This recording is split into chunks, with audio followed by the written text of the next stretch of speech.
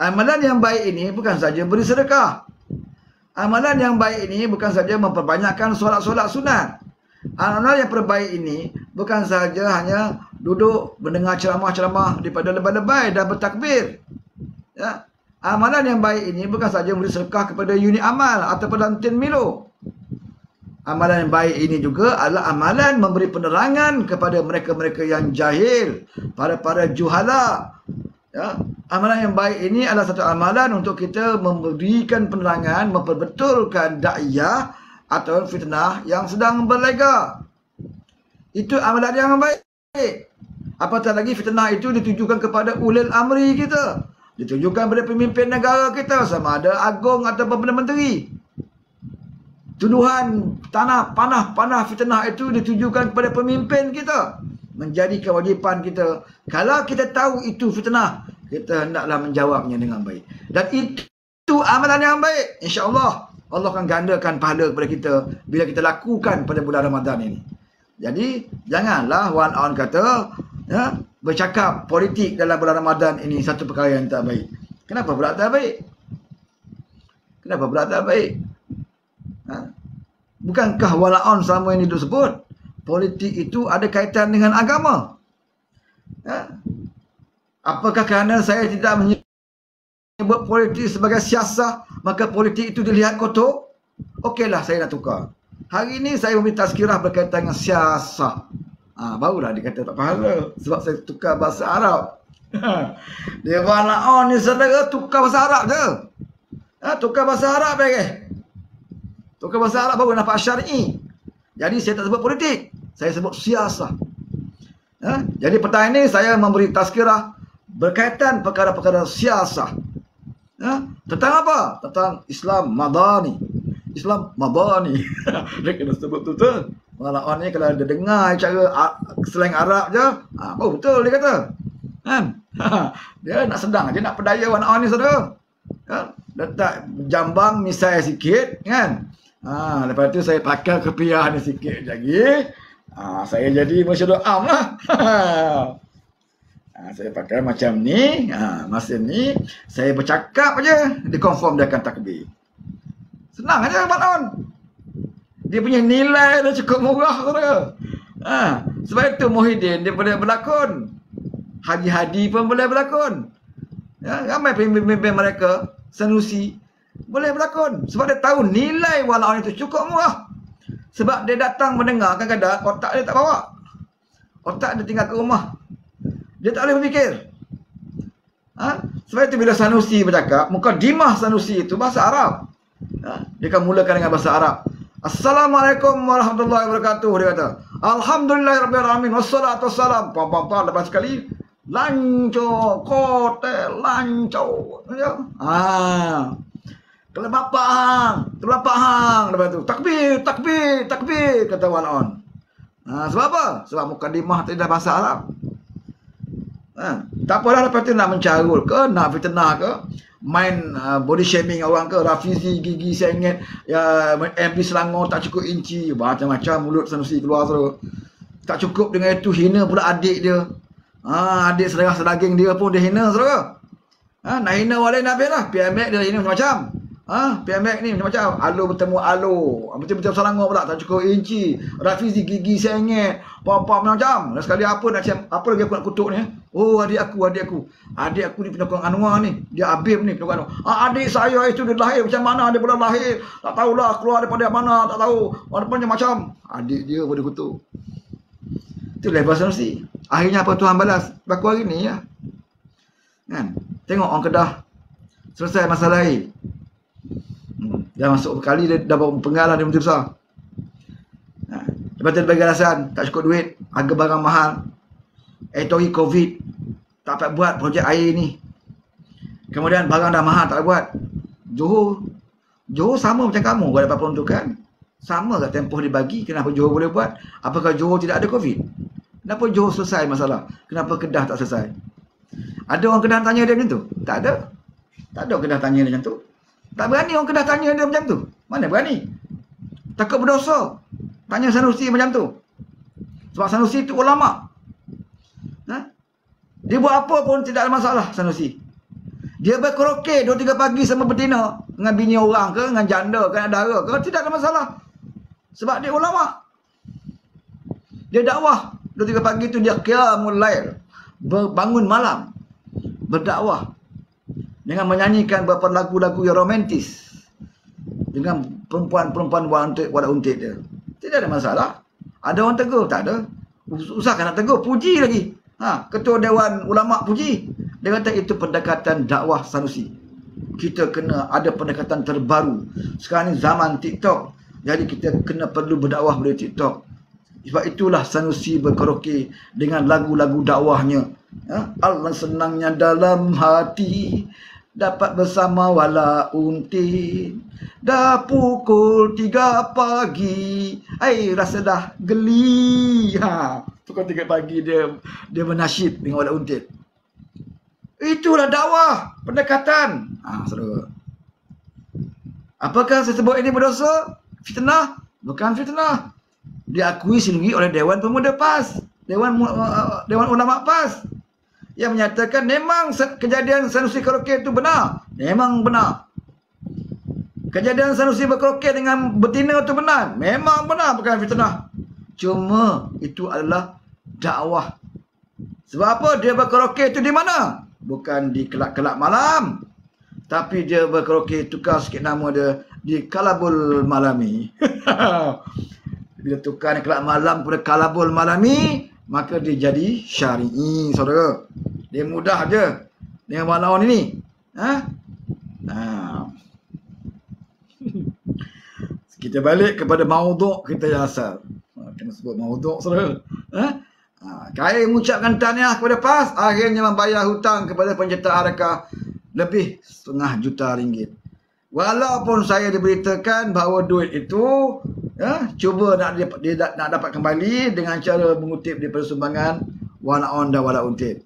Jadi kepada Wan On dan Wala Untit, sekiranya datang kepada kamu seorang ustaz yang membawa tabung Milo ataupun apa-apa sajalah untuk memohon sumbangan kepada parti PAS untuk membayar hutang Harakah ini, ataupun untuk mengganti kembali pembayaran hutang Harakah ini, maka janganlah kamu gentar dan takut. Ustaz itu manusia seperti kamu juga. Maka hulurkanlah sumbangan. Mudah-mudahan RM1 yang kamu sumbangkan ke lantin Milo itu satu bidadari di syurga. Ini pesanan saya lah. Selepas ini kalau ada kutipan amal yang dilakukan untuk menggantikan balik duit yang dibayar kepada hutang pencetak Harakah lebih RM500,000 itu, maka saudara-saudara ingatlah pesanan saya tadi. Janganlah takut dan gentar. Dia adalah manusia seperti kamu juga. Maka dengan penuh ketenangan, dengan jiwa yang tenang, hulurkanlah duit ke dalam tabung Milo tersebut. Satu dirham sumbangan anda bersamaan dengan satu bidadari di syurga. Takkan tak nak bidadari? Bagi wanita muslimat pula, 1 dirham sumbangan anda, 1 utas rantai atau bentuk cincin, gelinya, subang dan sebagainya yang didermakan kepada kami, 1 bidadara di syurga. Bidadara lah pula, saudara.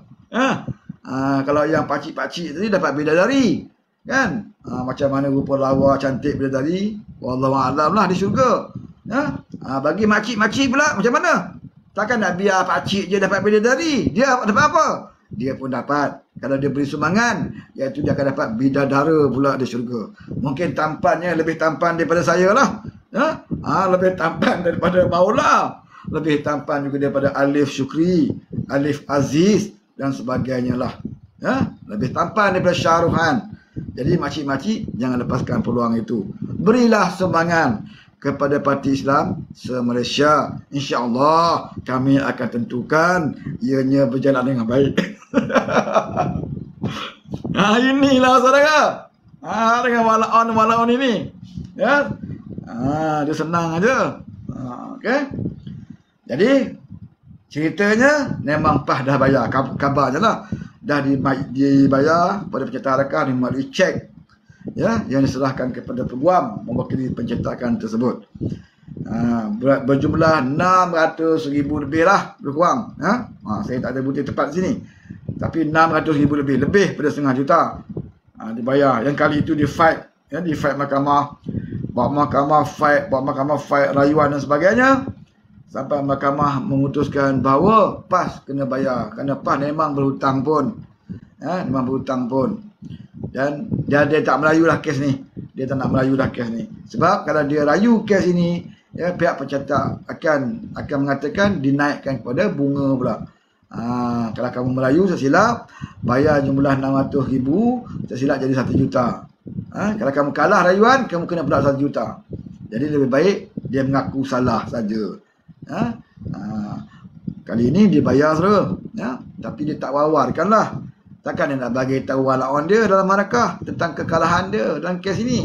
Sebab selama ni dia kata dia benar. Selama ni dia kata dia tidak berhutang. Selama ini dia menyalahkan syarikat itu. Sampai pemilik syarikat tu sampai masuk ICU sakit. Tekanan sampai bankrupt syarikat tu sebab. Sampai bankrupt syarikat tu saudara. Sebab tidak bayar hutang. Tapi akhirnya kena bayar. Lebih 1/2 juta terpaksa digunakan.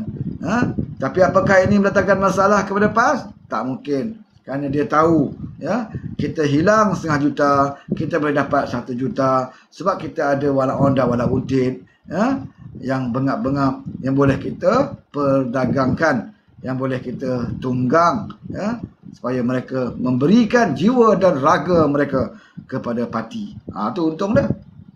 Itu untungnya kita mempunyai parti, kita mempunyai ahli-ahli yang seperti itu, supaya mudah untuk kita tunggang.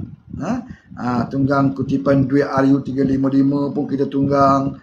Dah sekali Kerajaan Malaysia Madani yang buat RU355. Duit yang kami derma waktu Padang Merbuk belum dah pergi. Dah kami dah selesai kan. Kami dah settle dah saudara. Duit di Padang Merbuk tu. Tapi RU355 siapa yang buat? Kerajaan Malaysia Madani yang buat. Derma siapa dapat? PAS yang dapat saudara. Sebab dia yang berhimpun. Dia yang berhimpun dekat Padang Merbuk saudara. Dia yang kutip duit derma RU355 saudara. Tapi yang melaksanakan siapa? Kerajaan PMX. Kerajaan Malaysia Madani yang nak buat tahun ini. Duit tu mana pergi? Kami dah pun selesaikan duit itu. Sama lah juga dengan kutipan derma untuk bayar Sarawak Report. Bukan main bila Sarawak Report memfitnah. Kononnya Sarawak Report memfitnah PAS dengan duit 90 juta yang diterima daripada UMNO. PAS mengaku, dia kata ini fitnah, kita akan lawan mereka habis-habisan, kita akan saman Sarawak Report, kata jadi.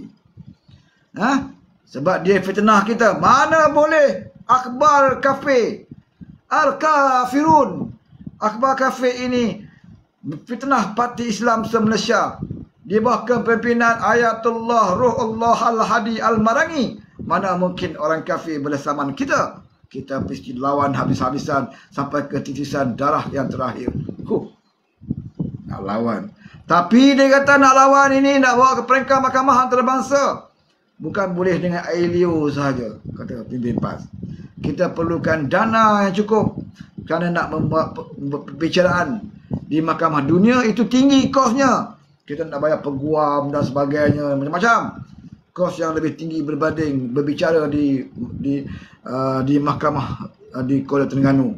Tentulah mahkamah dunia ini lebih besar kos yang dipakai. Maka saya menyerulah kepada mujahidun, walaun, walauntit, supaya mereka ini memberikan sumbangan kepada kami untuk kami melawan keadilan, untuk kami menegakkan keadilan. Kami nak lawan kemungkaran yang dibawa oleh Sarawak Report. Takbir, kata walawan. Sekali lagi Tin Milu diusung. Sekali lagi, karung-karung warna hijau dibawa di tengah Padang Merbuk.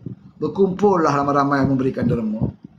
Termasuklah seorang pakcik yang kayu basikal daripada Kedah ke Padang Merbuk nak melaksanakan RU355 waktu itu. Dia juga memberi sumbangan. Sebab apa? Sebab nak membela parti PAS yang telah difitnah oleh Sarawak Report. Sarawak Report pun tersenyum dia tengok. Tersenyum je dia tengok walaun-walaun berkerumun, berebut-rebut nak bagi derma dan Tin Milu sebab nak suruh PAS lawan. Sarawak Report tahu dah. Dia tahu dah apa bakal akan berlaku kepada walaun-walaun ini. Dia tahu. Dia tahu. Dan kita pun tahu. Kita pun tahu. Sebab kita kenal wajah pemimpin-pemimpin PAS ini. Cuma one on saja. Ya, dibutakan hati dan mata mereka untuk mengenali siapa lebay yang mereka sokong itu. Maka mereka memberikan segala-galanya kepada parti tersebut. Akhirnya apa yang berlaku, saudara? Perbicaraan belum sempat nak bermula. Pertarungan belum bermula. Gelanggang tidak dibuka. Tiba-tiba Haji Hadi mengemukakan penarikan saman kepada Sarawak Report. Iaitu keluar akar tak? Tak keluar. Takkan nak keluar? Malulah. Kan?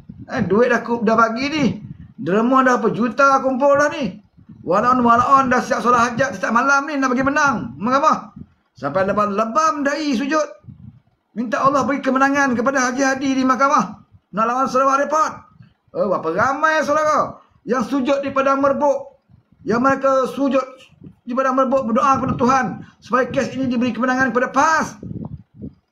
Di padang merbuk mereka bersujud di atas duri semilu. Di tengah padang itu sampai berdarah-darah ini dicucuk oleh duri. Atas rumput mereka bersujud. Tapi bagi mereka setiap titisan darah itu adalah jihad. Setiap titisan darah itu satu mahligai di syurga juga. Maka mereka tidak peduli. Di mana-mana saja mereka sujud supaya Allah bantu mereka dalam perjuangan untuk melawan fitnah Sarawak Report. Kami dah berkorban segala-galanya. Kami datang daripada jauh berhimpun di padang merbuk. Kami datang pun dengan tambang sendiri, pergi balik tambang sendiri, makan minum tambang sendiri, bahkan sampai di padang merbuk kami keluar lagi duit kami untuk kami bagi kepada kamu, wahai PAS, katanya, untuk nak lawan fitnah ini. Kami nak parti kami diberikan kemenangan dan kami nak buktikan kepada orang di sana bahawa PAS ini adalah mangsa fitnah. Sebab itu kami berikan wang ringgit kami untuk PAS lawan habis-habisan Sarawak Report. Tapi akhirnya apa berlaku, saudara? Akhirnya Haji Hadi meminta agar kes ini ditarik balik dan dia menarik saman. Itu bukan sekadar menarik saman, dia gunakan duit yang ada untuk membayar kepada peguam Claire daripada Sarawak Report. 1 juta lebih, saudara.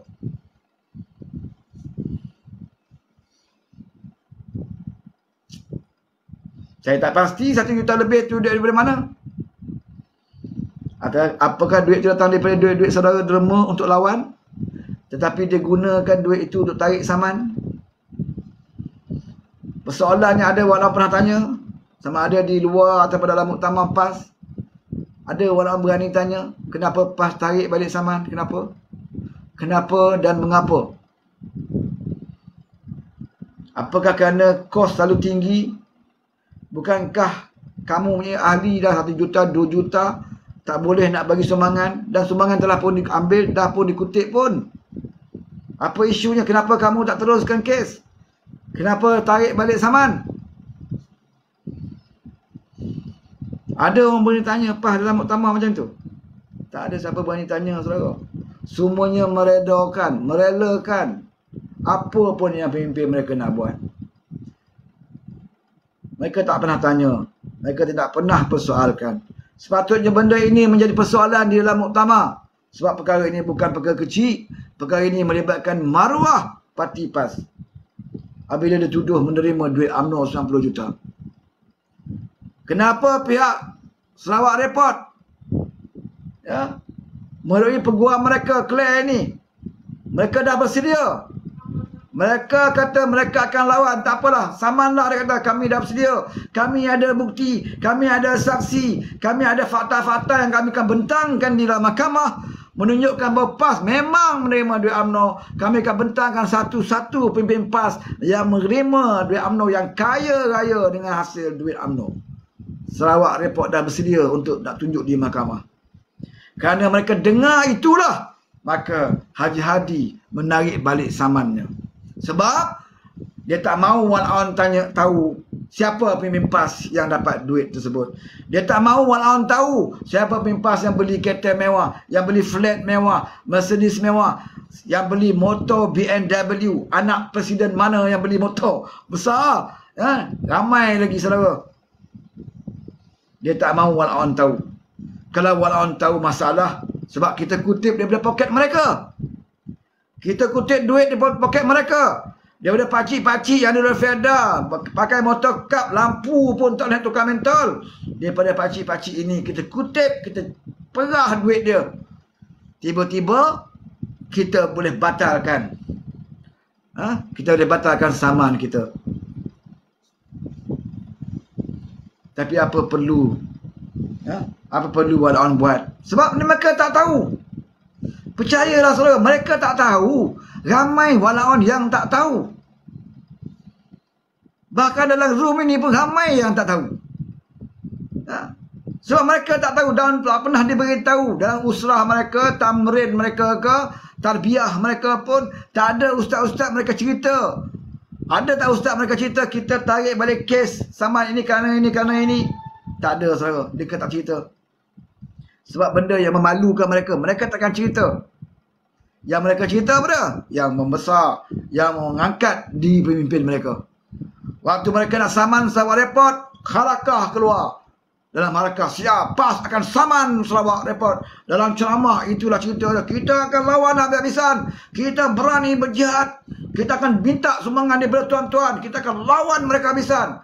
Waktu nak angkat pemimpin, semua media keluar. Ucapan, ceramah keluar. Berhimpun di Padang Merbuk, semua sekali. Tapi bila mereka nak tarik kes, bila mereka tak berani nak bertarung dalam gelanggang, mereka lakukan secara senyap-senyap. Supaya walaupun tak tahu kebacolan, kedayusan mereka. Supaya walaupun tak tahu bahawa selama ini mereka telah ditipu.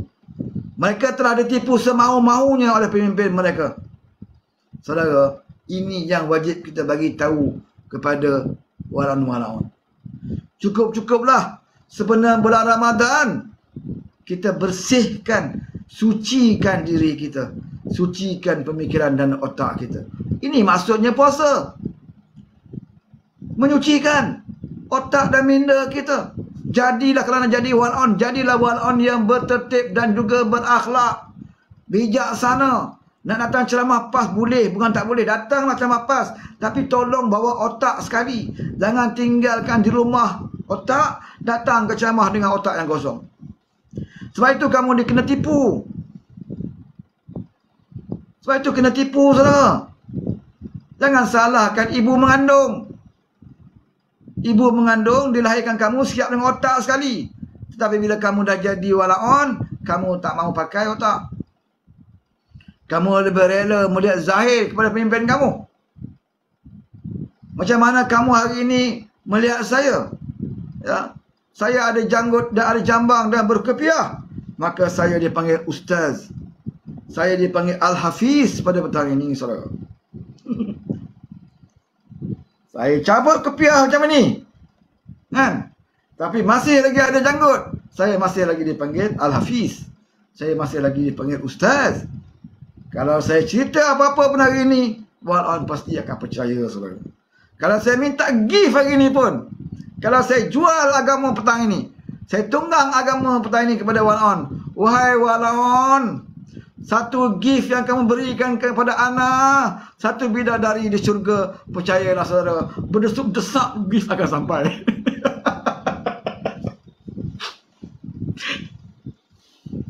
Bukan susah. Itu yang dilakukan oleh ustaz-ustaz mereka dalam kuliah-kuliah mereka. Cuba tengok Ustaz Azuki kalau bagi kuliah, buat live. Dia siap ada tulis pamer tabung akaun bank dia. Dia siap tulis akaun bank. Tengok motor snake. Buat ceramah kuliah. Ada akaun bank, saudara. Saya tak ada akaun bank. Walaupun saya ustaz, saya tak letak akaun bank saya kat sini. Kan? Tapi mereka letak akaun bank, saudara. Dalam live mereka letak akaun bank. Dekat tempat ceramah mereka letakkan tabung milu. Di mana tempat mereka tak letak, saudara? Ya? Di mana mereka tak letak? Semua mereka letak. Kalau boleh dalam tandas-tandas awam tu, kat anak tu, kalau boleh nak bubuh akaun bank dia tu. Kalau boleh.